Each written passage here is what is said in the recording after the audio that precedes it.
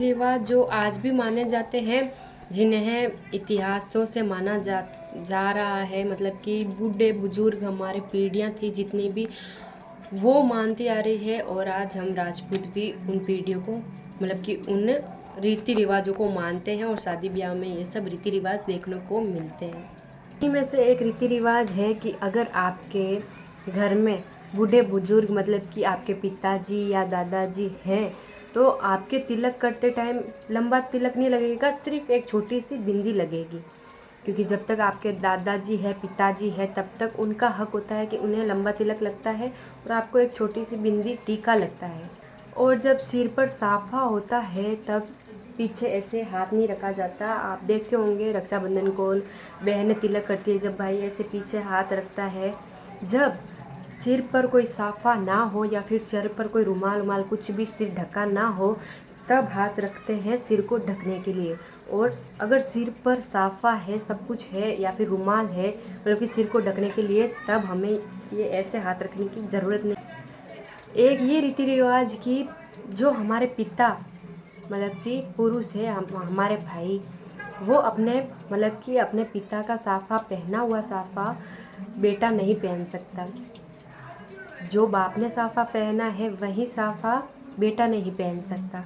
मनवार, मतलब कि हम जैसे कि कोई शादी ब्याह में है, कोई फंक्शन में है, तो हमें कोई बोल दे कि ये चीज़ ले लो, पी लो थोड़ी सी, तो फिर वो मनवार होती है, उसे हाथ में लेकर वापस दे दो। भले आप नहीं पीते या नहीं खाते, उसे हाथ में लेके उन्हें वापस दे दो। उनका अनादर नहीं करना चाहिए, उसे कहते हैं मनवार। कि अगले सामने ने बोला कि आप ये ले लो, ग्रहण करो, थोड़ी सी पी लो, खा लो, तो सिर्फ हाथ में ले लो, उन्होंने वापस दे दो। उस चीज़ का अनादर मत करो, मतलब कि बड़ों का अनादर मत करो कि हम नहीं लेंगे, नहीं करेंगे, उनकी बात नहीं टालना। एक ये ढोली के ढोल को, मतलब कि ढोली को कभी ये नहीं बोलते कि यहाँ से चले जाओ या फिर ढोल बंद करो, ऐसा नहीं कहते। बोलते हैं तो ये कहते हैं कि अब पधराओ। पधराओ मतलब कि उसका अनादर नहीं करते हैं। ढोली का ढोल, मतलब कि बजाते हो ढोली, उनको ये नहीं बोलना चाहिए, बहुत बड़ा अपशगुन होता है कि यहाँ से चले जाओ, हाँ, मतलब कि बंद कर दो ढोल। ऐसे शब्दों का प्रयोग नहीं करना चाहिए शादी ब्याह में, खास कर क्योंकि राजस्थान में जब तक ढोली नहीं आते ना, सारा काम अधूरा ही है, भले कितने भी डांस फ्लोर या डीजे क्यों ना। पहले के वक्त में अमल का उपयोग इसलिए ज़्यादातर होता था क्योंकि अमल खाने से शरीर का खून है वो मोटा हो जाता था, मोटा हो जाता था। इसी वजह से अगर कोई युद्ध होता और उन्हें घाव लग जाते, सेनापतियों को या राजा को, किसी को भी घाव लग जाते थे, तो फिर उस अमल की वजह से जो मोटा खून हो जाता है वो, मतलब कि ज़्यादा बहता नहीं था, वो घाव भर जाता था उस अमल की वजह से, अमल से मोटा खून। घोड़ा या हाथी हो सकता है, लेकिन जब दूल्हा तोरण मारता है तब घोड़ा नहीं होता, क्योंकि घोड़ा और दूल्हा दोनों नर है और दोनों तोरण नहीं मार सकते। तोरण की जब तोरण मारते हैं तब घोड़ी होती है, क्योंकि घोड़ा और दूल्हा दोनों नर है, तो फिर दोनों तोरण नहीं मार सकते। घोड़ी का होना ज़रूरी होता है या फिर हथनी का। एक तो ये कि बिना पगड़ी घोड़े पर नहीं बैठना चाहिए, मतलब कि खुले सिर घोड़ी पर नहीं बैठना चाहिए, कोई पगड़ी हो, साफा हो, ये बांध कर।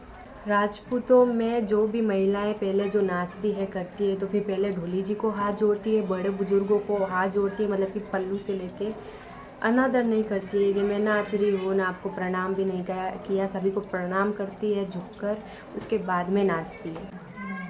अगर हमारे राजपूतों में दादोसा है तो उन्हें कहेंगे ठाकुर, और हमारे पिताजी है उनको कहेंगे भंवर, और जो हमारे पिताजी के बेटे हैं, मतलब कि हमारे भाई, उन्हें कहेंगे भंवर, और हमारे भाई के भी जो बेटे होंगे उन्हें कहेंगे बन्ना, मतलब कि तंवर।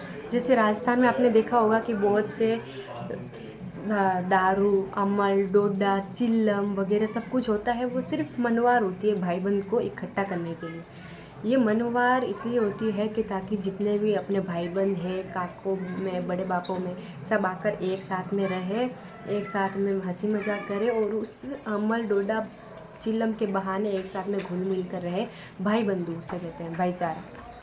और जब शादी से पहले भी देवताओं को याद करते हैं, पर जब जात देते हैं तभी भी देवी देवताओं को नारियल चढ़ता है, प्रसाद चढ़ता है, जात दी जाती है। जितने भी हमारे देवी देवताओं को हम मानते हैं सभी को जात लगती है, फेरी लगती है और प्रसाद चढ़ती है, मतलब कि प्रसाद के रूप में खोपरा, नारियल ये सब चढ़ता है।